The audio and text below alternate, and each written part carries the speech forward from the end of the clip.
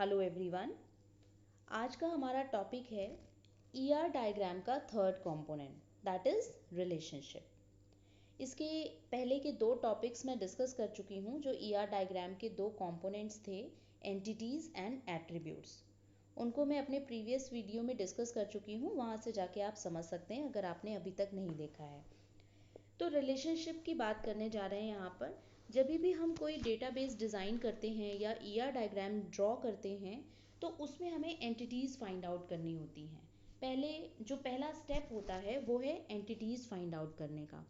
तो जब हम एंटिटीज़ फाइंड आउट करते हैं उसके बाद उसके एट्रीब्यूट्स देखते हैं कि क्या क्या एट्रीब्यूट्स होंगे या फिर उनकी प्रॉपर्टीज़ होंगी, और उसके बाद जो थर्ड स्टेप आता है दैट इज़ द रिलेशनशिप। जो भी एंटिटीज़ आपने फाइंड आउट की हैं, अगर आप ईआर डायग्राम ड्रॉ करते हैं तो उन एंटिटीज़ के बीच में क्या कनेक्शन है ये भी हमें शो करना होता है। तो रिलेशनशिप हम कैसे डिफाइन करते हैं? A relationship is an association among several entities. Entities के बीच में किस तरह का कनेक्शन है वो डिफाइन करता है रिलेशनशिप। तो जैसे यहाँ पर एक सिंपल सा ईआर डायग्राम बना हुआ है, इसमें आप देख सकते हैं यहाँ पर दो एंटिटीज़ ली हैं, एक है स्टूडेंट और दूसरा है कोर्स। इन दोनों एंटिटीज़ को आपस में कैसे कनेक्ट किया हुआ है? रिलेशनशिप से, जिसको हम डायमंड से या फिर आप कहें रोम्बस से हम शो करते हैं। और यहाँ पर रिलेशनशिप का नेम भी मेंशन करते हैं। कोई हार्ड एंड फास्ट रूल नहीं है कि हम एनरोल्ड इन ही लिखेंगे, आप कुछ भी लिख सकते हैं। यहाँ पर जो रोम्बस है उसमें हमने रिलेशनशिप डिफाइन किया हुआ है। तो ये दिखा रहा है स्टूडेंट और कोर्स किस तरह से आपस में कनेक्टेड है। तो रिलेशनशिप यही डिफाइन करता है। इसके बाद हम बात करते हैं कि रिलेशनशिप के टाइप्स क्या हैं और कैसे हम रिलेशनशिप को और डेप्थ में डिफाइन कर सकते हैं। भाई यहाँ पर डायग्राम में देख के समझ में आ रहा है कि हाँ, स्टूडेंट और कोर्स इनरोल्ड इनसे रिलेटेड है, लेकिन क्या यहीं पर रिलेशनशिप कंप्लीट हो जाता है? कंप्लीटली हमने रिलेशनशिप डिफाइन कर लिया?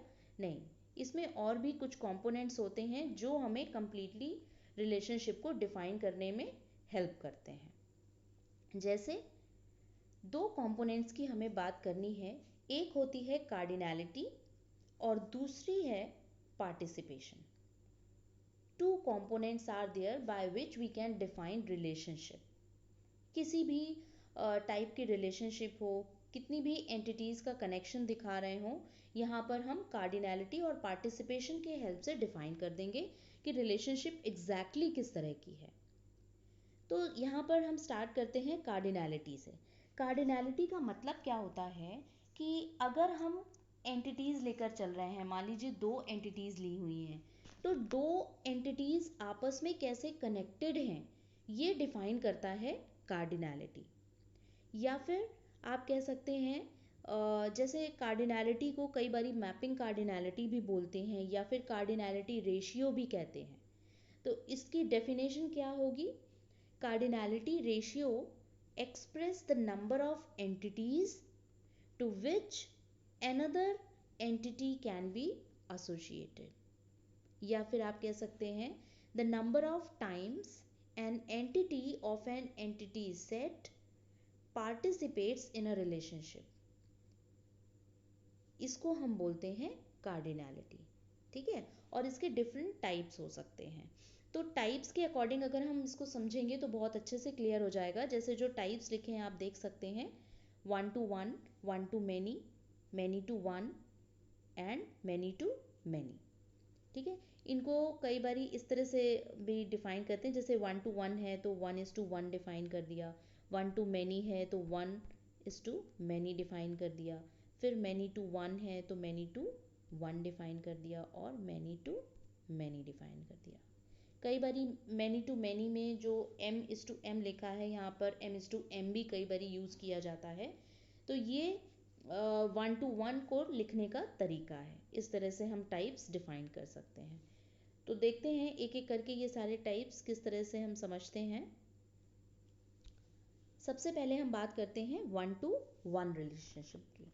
तो यहाँ पर 1 to 1 से क्या समझ में आ रहा है आपको? देखिए क्या एज्यूम करके चलना है, आपको एज्यूम करके चलना है। जैसे ये सिंपल सा ईआर डायग्राम आप देख रहे हो, हालांकि इसमें मैंने रिलेशनशिप नहीं दिखाई है, लेकिन आप ये दो एंटिटीज समझ सकते हो।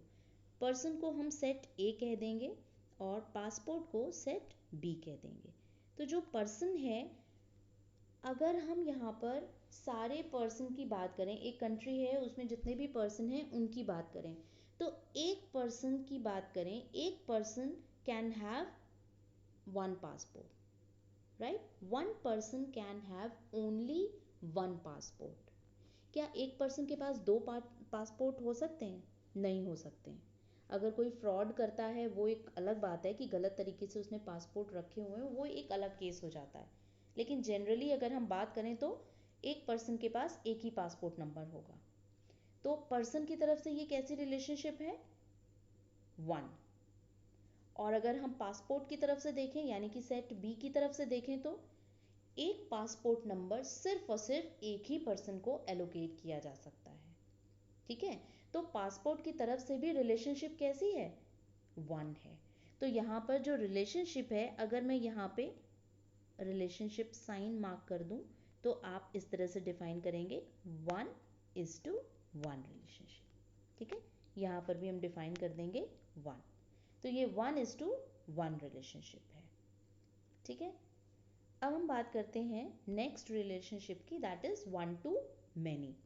1:many जैसे नेम से समझ में आ रहा है, दूसरा आप डायग्राम देख के भी समझ सकते हैं कि अगर हम अगेन इसको सेट ए माने, कस्टमर इसको सेट ए और जो ऑर्डर है उसको सेट बी। अगर हम कस्टमर की बात करें तो कस्टमर सिंगल है, लेकिन वो single customer multiple orders place कर सकता है या नहीं? बिल्कुल कर सकता है। ठीक है? One customer can place many orders. तो ये रिलेशनशिप कैसी हो गई? 1:many रिलेशनशिप हो गई, राइट? यहाँ पर जो डिफाइन भी किया हुआ है उसको भी देख लेते हैं।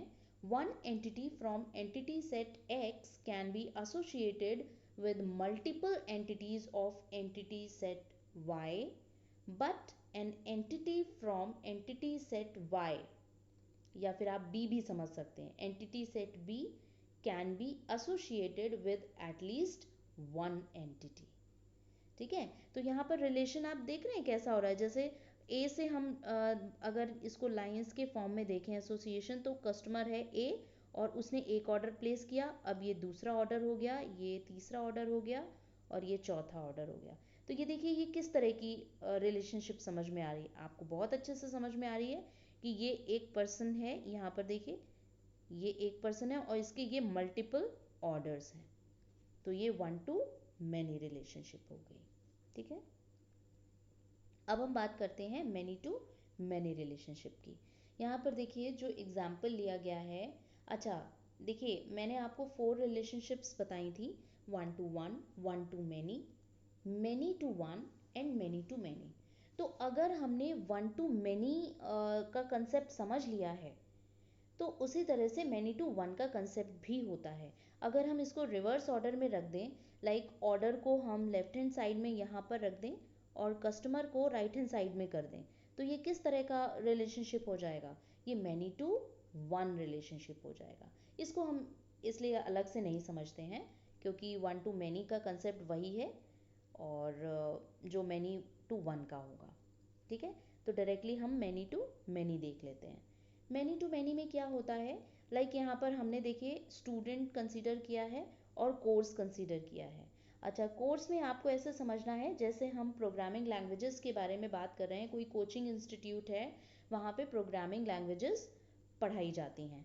तो हो सकता है कोर्सेज में आप ऐसे अज्यूम करके चलें कि यहाँ पर जैसे सी पढ़ाई जाती है और C++ कह दीजिए, जावा ले लीजिए, ये कुछ लैंग्वेजेस हैं जो इस कोचिंग में पढ़ाई जाती हैं।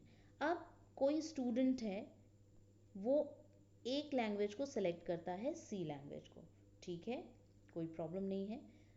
सेम स्टूडेंट क्या C++ भी सेलेक्ट कर सकता है? वो भी पढ़ सकता है, बिल्कुल पढ़ सकता है, कोई प्रॉब्लम नहीं है। क्या सेम स्टूडेंट जावा भी पढ़ सकता है? बिल्कुल पढ़ सकता है, कोई प्रॉब्लम नहीं है। अब देखिए ये किस तरह की रिलेशनशिप है? आप कहेंगे 1:many रिलेशनशिप है, लेकिन और भी तो स्टूडेंट्स होंगे। मान लेते हैं ये S1 है, ये S2 है, ये S3। ठीक है? तो अगर हम सी से S1 की बात करें, क्या सी लैंग्वेज S2 के अलावा कोई स्टूडेंट नहीं पढ़ सकता? ऐसा बिल्कुल भी नहीं है, S1 पढ़ सकता है। क्या S1 जावा लैंग्वेज नहीं पढ़ सकता? नहीं, वो जावा लैंग्वेज भी पढ़ सकता है। तो यहाँ से आप देखिए सब्जेक्ट की तरफ से यहाँ से भी मल्टीपल स्टूडेंट्स कनेक्टेड हैं, और स्टूडेंट की तरफ से अगर हम रिलेशनशिप देख रहे हैं तो one student can study multiple subjects. ठीक है, तो दोनों तरफ से किस तरह का रिलेशन आ रहा है? मैनी टू मैनी रिलेशन आ रहा है। तो इसको हम किस तरह से रिप्रेजेंट करेंगे?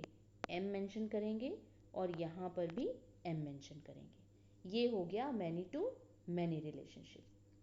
ठीक है, इनके सिंबल्स कई बार डिफरेंट भी यूज़ होते हैं, जैसे हमने यहाँ पे एम एन एम लिखा हुआ है, ये ऐसे लिखा हुआ है। कई बार इसके लिए जैसे मैनी सिंबल है तो उसके लिए हम ऐसे भी यूज़ कर लेते हैं ये। तो ये जो पार्ट है ये दिखाता है मैनी। तो अगर यहाँ पे हमें डिफाइन करना है मैनी रिलेशनशिप तो ऐसे बना देंगे, ये हो जाएगा, और इधर भी ये हो जाएगा। मैनी है इधर तो ये, और ऐसे दिखा देंगे, ये मैनी हो जाएगा। ठीक है, तो ये मैनी टू मैनी रिलेशनशिप है। आपको कोई एक ही ऑप्शन इसमें सेलेक्ट करना है। ये हो गया मैनी टू मैनी रिलेशनशिप। आगे बढ़ते हैं और देखते हैं।